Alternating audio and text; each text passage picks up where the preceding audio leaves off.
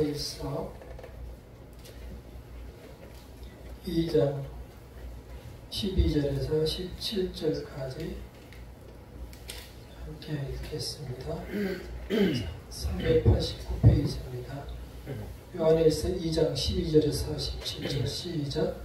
자녀들아, 내가 너희에게 쓰는 것은 너희 죄가 그의 이름으로 말미암아 사함을 받았으며, 아비들아, 내가 너희에게 쓰는 것은 너희가 태초부터 계신 일을 알았으며, 청년들아, 내가 너희에게 쓰는 것은 너희가 악한 자를 이겼으리라. 아이들아, 내가 너희에게 쓰는 것은 너희가 아버지를 알았으며, 아비들아, 내가 너희에게 쓰는 것은 너희가 태초부터 계신 일을 알았으며, 청년들아, 내가 너희에게 쓰는 것은 너희가 강하고 하나님의 말씀이 너희 안에 거하시며 너희가 흉악한 자를 이기었으리라. 이 세상이나 세상에 있는 것들을 사랑하지 말라. 누구든지 세상을 사랑하면 아버지의 사랑이 그 안에 있지 아니하니, 이는 세상에 있는 모든 것이 육신의 정욕과 안목의 정욕과 이 생의 자랑이니 다 아버지께로부터 온 것이 아니요 세상으로부터 온 것이라. 이 세상도 그 정욕도 지나가되 오직 하나님의 뜻을 행하는 자는 영원히 거하느니라. 세상을 사랑하지 말라 라고 말씀하십니다. 이것은 참으로 우리에게 불편한 말이기도 하고 또한 현실이기도 합니다. 그래서 생각하고 해석하기가 정말 쉽지 않습니다. 그러나 사실은 이 말씀 그대로입니다. 때로 하나님께서는 우회적으로 부드럽게 말씀하시기도 하지만 하나님의 뜻을 강하게 나타내시기도 합니다. 세상을 사랑하지 마라. 우리는 이 세상의 모든 것을 걸고 있는데, 그렇게 걸고 있고 살고 있고 그것을 위해서 인생을 바치며 시간을 바치며 나의 육신까지도 바치며 살아가는데, 하나님께서는 이 세상을 사랑하지 말라 분명하게 말씀하십니다. 이런 것은 우리가 한시라도 하루라도 더 이 세상에서 살려고 운동을 하고 영양제를 먹고 꿈을 꾸고 하는 것은 참으로 대비되는 말씀이 아닐 수 없습니다. 이렇게 우리는 하나님과 마치 숨바꼭질 하듯이 우리는 세상을 살아가고 하나님께서는 세상에서 우리를 떼어내려고 하고, 이러한 삶을 반복해서 살아가는 것이 우리의 삶이고 또한 성도들의 삶이 아닌가 싶습니다. 자, 이 하나님께서는 무슨 뜻으로 이 말씀을 주셨을까요? 성도된 우리에게는 먼저 12절 말씀에서 힌트를 얻으시기를 바랍니다. 함께 12절을 읽어보겠습니다. 시작. 자녀들아, 내가 너희에게 쓰는 것은 너희 죄가 그의 이름으로 말미암아 사함을 받았으며. 자녀들아, 하나님의 자녀들이라고 우리를 기록하고 있습니다. 요한은, 이 글을 쓰신 요한은 이 말씀을 듣는 성도들에게 너희들은 이미 자녀가 되었고 그래서 너희의 아버지는 하나님이라는 사실을 먼저 말씀하여 주고 있습니다. 그랬으니 요한의 후손이 된 우리에게는 하나님이 역시 아버지가 되는 것입니다. 그러면서 너희의 죄가 용서되었다 이렇게 선포하십니다. 그리고 그 죄가 십자가로서 용서되었다는 사실을 분명하게 말씀해주고 시작합니다. 이것이 오늘날 하나님을 믿는 성도들의 정체성입니다. 성도들의 참된 모습인 것입니다.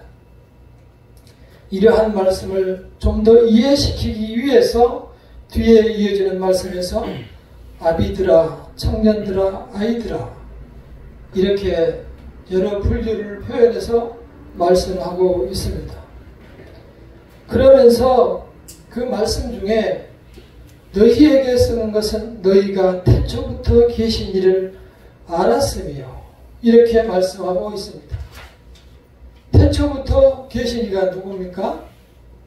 태초부터 계신 이는 하나님이시고, 또한 태초부터 계신 이는 예수님이십니다. 성도된 사람들은, 우리들은 하나님께서 이 천지를 창조하신 것을 다 알았다고 하는 것은, 그것을 우리는 보지 못했지만 믿고 있는, 그 믿음을 가지고 있는 사람들을 말합니다. 우리들은 지금까지 여러 가지 세상 유혹 속에서도 세상 유혹을 뿌리치고 교회를 나오고 하나님을 찾는 것은 그러한 믿음을 가지고 있기 때문입니다. 오늘 우리가 하나님의 자녀가 되었다고 하지만 너무 연약한 가운데 세상에서 방황할 때도 많이 있습니다. 그러나 우리가 주님을 찾고 머리 숙여 주님 앞에 잘못을 아뢰고 다시 주님 앞에 새 힘을 얻고자 하는 것은 하나님께서 우리의 아버지가 되시기 때문입니다. 비록 우리가 세상에서 망설이고 방황하지만 우리는 하나님의 자녀라는 사실, 그 믿음을 붙잡으시기를 바랍니다. 어저께 그 믿음이 좋다는 저희 친구에게서 전화가 왔습니다.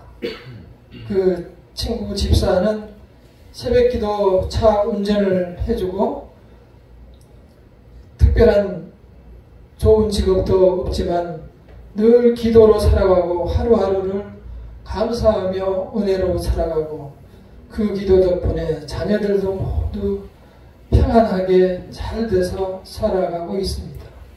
그 친구가 어느 날 어느 장로님을 만났는데 오메가 포인트라는 책을 주셨다고 해서 그 책을 읽고 큰 감동을 받았다고 했습니다. 그래서 오메가 포인트가 뭐냐라고 했더니 신앙의 터닝 포인트 같다, 사도 바울의 전환점 같은 그런 것인 것 같다, 이렇게 이야기를 했습니다. 우리 성경에 오메가가 나옵니다. 먹는 오메가3 말고 알파와 오메가, 계시록 22장 13절에 보면은 하나님께서는 나는 알파와 오메가요, 처음과 마지막이다, 이렇게 말씀하고 있는데 제가 설명을 해 주겠습니다. 이 알파와 오메가, 시작과 끝은 우리 인간의 지혜로, 지식으로 이해할 수 없는 것이다. 어떻게 시작과 끝이 같을 수가 있느냐? 우리가 시작과 끝이 같은 것을 본 적이 있습니까? 아마 원을 이렇게 그리면 이어지되 여기서 시작하면 여기가 끝이 될 것이고 여기서 시작하면 다시 여기가 끝이 될 것입니다. 끝이 없는 거예요. 그래서 우리는 우리의 인지와 판단으로 시작과 끝이 같다는 말을 이해할 수 없는 것입니다. 우리는 받아들이는 거예요. 이 오메가라는 뜻은 원래 완전하다는 뜻이에요. 다시 말해서 이 하나님이 내 자신을 알파와 오메가라고 하는 것은 하나님은 완전하시는 분이다. 시간의 지배를 받지 않고 장소를 지배받지 않고 태초에도 계셨고 끝에도 계시고 지금도 계시는 분이기 때문에 하나님께는 시작도 끝도 없는 것입니다. 우리 인간에게만 시작과 끝이 있고 하나님께는 늘 현재만 있는 것입니다. 자, 우리에게 안내하는 그 시간이 바로 이 영원한 시간입니다. 그러나 우리는 그러한 영원한 시간을 알지 못하기 때문에 그 영원한 세계를 알지 못하고 또한 천국에 대한 이해가 부족하기 때문에 천국에 대한 기대가 매우 약합니다.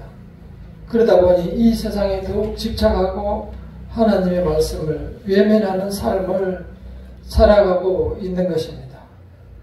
천국에 가면은 영원하다고 하니 왠지 지루할 것 같지만 성경에서는 매우 즐겁고 아름다운 것이라고 표현하고 있습니다.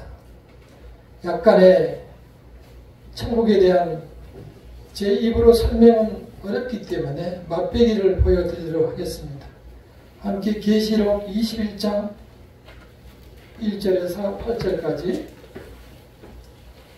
빨리 읽어보겠습니다. 맨 뒤에 계시록, 요한계시록 21장 1절에서 8절까지 함께 읽어보겠습니다. 21장 1절 시작. 또 내가 새 하늘과 새 땅을 보니 처음 하늘과 처음 땅이 없어졌고 바다도 다시 있지 않더라. 또 내가 보매 거룩한 성 새 예루살렘이 하나님께로부터 하늘에서 내려오니 그 준비한 것이 신부가 남편을 위하여 단장한 것 같더라.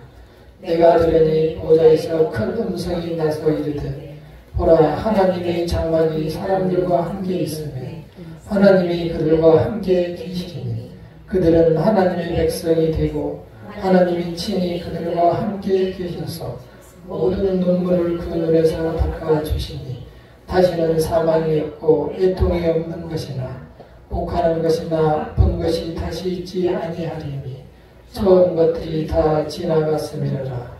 보좌에 앉으시니가 이르시되 보라, 내가 만물을 새롭게 하노라 하시고 또 이르시되 이 말은 신실되고 참되니 기록하라 하시고 또 내게 말씀하시되 이루었도다. 나는 알파와 오메가요 처음과 마지막이라. 내가 생명수 생물을 목마른 자에게 값없이 주리니 이기는 자는 이것을 상속으로 받으리라. 나를 위해 하나님이 되고 그는 내 아들이 되리라. 그러나 두려워하는 자들과 믿지 않은 자들과 흉악한 자들과 살인자들과 음행하는 자들과 점술가들과 우상 숭배하는 자들과 거짓말하는 모든 자들은 불과 이러함으로 다른 곳에 던져지니 이것이 둘째 사망이라. 둘째 사망, 영원한 사망을 말합니다. 새 하늘과 새 땅, 요즘 말로 신천지죠. 새 하늘과 새 땅에서 하나님께서 우리를 이제 신부처럼 기다리고 단장하고 계시고 하나님께서 직접 오셔서 우리와 함께 계시며 우리의 눈물을 닦아주시고 다시는 아프고 애통하고 곡하는 것이 없는 세상이다. 그리고 내가 만물을 새롭게 하신다. 이렇게 말씀합니다. 그 천국은 우리가 생각하는 너무 지루하고 따분한 곳이 아니고 하나님께서 모든 것을 매일매일 새롭게, 마치 우리는 사시사철 봄, 여름, 가을, 겨울만 보지만 천국에서의 삶은 사철보다 훨씬 많은 매일 새로운 날과 새로운 환경과 새로운 순간, 기쁨과 고통이 없는 아름다운 나라가 될 것입니다. 그 나라를 내 마음속에 꿈꾸고 우리가 살아가야 이 험악한 세상에 빼앗긴 내 마음을 찾아올 수 있습니다. 그래서 하나님께서 세상을 사랑하지 말라고 하는 것입니다. 우리는 너무 마음이 연약해서 세상에 금방 넘어갑니다. 그리고 우리 지식은 너무 부족해서 세상이 모든 것인 것으로 알고 세상이 모든 것을 다 나의 책임져 주는 것으로 알고 그 세상을 전적으로 믿고 따라갑니다. 그러나 아직 하나님께서 주신 이 지구상의 나라들도 우리가 다녀보지 못했고 아무리 여행을 다녀도 또 보고 싶은 것들이 많이 있는 것이 아직도 이 세상입니다. 우리는 세상에서 세상을 사랑하지 말라는 말을 다시 한번 생각하며 이 세상에 살아가야 할 것입니다. 세상에 사는 것은 무엇이라고 했습니까? 육신의 정욕이다. 설명해 주십니다. 우리 육신이 건강해서 그 육신이 건강한 것으로 죄를 짓고 그로 인해서 내 자신이 헤어나지 못할까봐 하나님께서 육신의 정욕을 따르지 말라고 하는 것입니다. 안목의 정욕, 눈에 보이기에 좋고 아름다운 것 좋죠. 정말 아름답죠. 나도 갖고 싶죠. 6천만 원이 넘어도 정말 나에게 잘 어울리겠다고 생각하지만 어느 날 나는 그것마저도 나에게 어울리지 않는다고 벗어놓을 날이 오는 것입니다. 내가 의지할 것 되지 못합니다.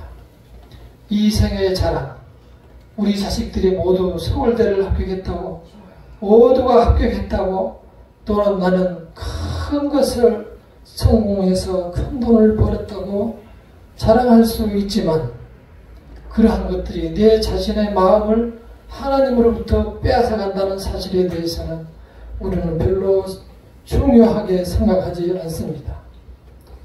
하나님께서 세상을 사랑하지 말고 이러한 것과 멀리하라고 하는 것은 우리로 하여금 초라하게 살며 몸빼만 입고 세상을 살아가는 것이 아닙니다.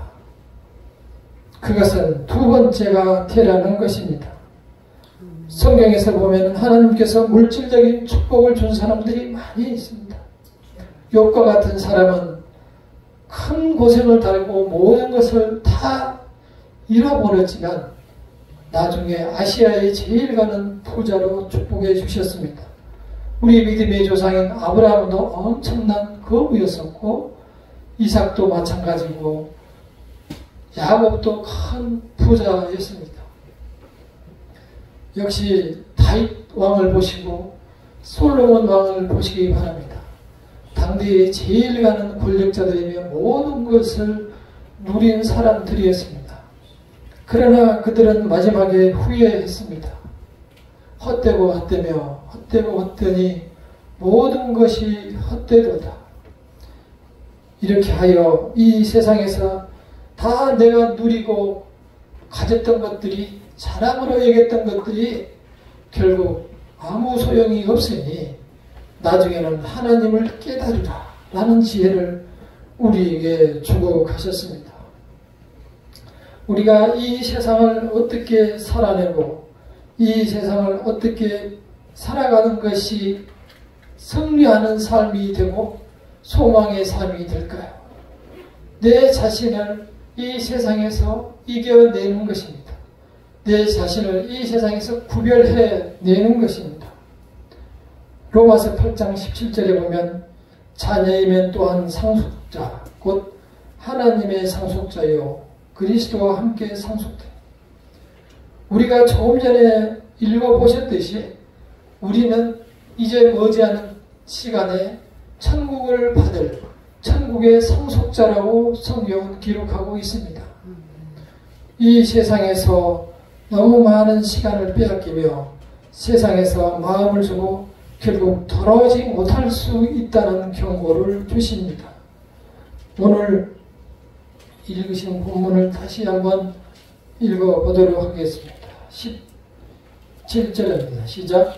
이 세상도 그 정욕도 지나가되 오직 하나님의 뜻을 행하는 자는 영원히 거하리라. 우리가 세상에서 열심히 살아가면서 세상의 것을 탐하고 그것이 나의 모든 욕망을 채워준다고 모든 정열과 능력을 거기에 쏟고 살아가지만 그것이 마치 시계처럼 또는 바람처럼 지나가 버리고 오직 하나님만이 남는데 결국은 우리의 마음속에 남아있는 하나님의 뜻을 빼앗아가 버린다는 것입니다. 하나님의 뜻을 우리는 지키고 붙들고 살아가야 합니다. 세상에 살다가 보면은 연속국에 빠지고 때로는 심지어 광고 때문에 광고에서 28초 남았다고 마지막 찬스라고 하니 그것을 누르고 할 정도로 연약한 믿음으로 이 세상에 빠져서 살아가며 그 돈을 다시 메꾸기 위해서 열심히 직장에 종이 되어야 하고 또 다시 그 세계로 들어가서 욕망 속에서 헤매며 살아가게 되는 것이 우리 인생입니다. 하나님께서 우리 속에 넣어두었던 그 하나님의 마음, 하나님의 뜻을 이 세상에서 지키며 살아가야 합니다. 하나님께서 내 마음에 넣어주신 그 사랑의 마음을 우리가 이 세상에서 가지고 살아갈 때 승리하는 삶이 됩니다. 그 마음이 무슨 마음입니까? 그리스도께서 나를 위하여 나의 죄를 대속하기 위하여 십자가를 지셨다는 그 사랑의 죄된 마음, 그 사랑의 부채의식으로 이 세상을 살아가야만 우리는 이 세상에서 평안을 얻고 축복을 누리며 살아갈 수 있습니다. 그래야만 우리가 이 세상에서 주신 육신의 정욕과 안목의 정욕과 이생의 자랑을 이기면서 그것을 누리며 살아갈 수 있습니다. 우리는 가진 믿음이 연약하기 때문에 쉽게 세상에 휩쓸립니다. 그 세상으로부터 우리는 나그네의 힘을 깨달아야 합니다. 이 세상을 지나가는 나그네이며 이 세상이 나에게 온전한 만족을 주지 못하며 결국 끝까지 나를 지켜주지 못하는 사실을 우리는 늘 간직하며 한 발 떨어져서 주의 말씀을 생각하며 살아가야 할 것입니다. 나에게 주신 부와 재능과 능력을 즐기고 누린다는 것이 무엇입니까? 그것은 하나님께서 주신 것을 알고 감사하며 그 재능을 이용해서 하나님께서 주신 마음대로 이웃에게 베풀고 살아가는 것입니다. 오로지 내 자신이 누리고 내 자신이 모두 소유하면 이 세상에서 평안을 누릴 수 있을지 모르나 결국은 그로 인해서 내 마음을 세상에 빼앗기고 나는 하나님을 잃어버리고 살아갈 수 있습니다.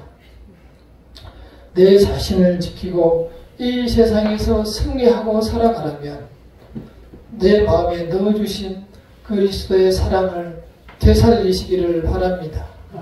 그분이 우리에게 세례를 주시고 우리에게 찾아오셔서 믿는 마음을 주실 때에 주의 성령께서 우리에게 그때부터 함께 하시고 계시는 겁니다. 우리가 자주 외면하고 자주 멀리하고 하지만 주의 성령께서 우리를 지금까지 이끌어 오셨고 앞으로 우리가 죽는 날까지 하나님을 만나는 날까지 우리를 이끌어 가실 것입니다. 주의 성령을 의지하며 이 세상에서 승리하시기를 바랍니다. 그 주의 말씀을 깊이 묵상하고 주께서 나에게 주신 하나님의 뜻을 이 세상에 펼치며 빛과 소금으로 살아내시며 승리하시기를 간절히 축원합니다. 아멘.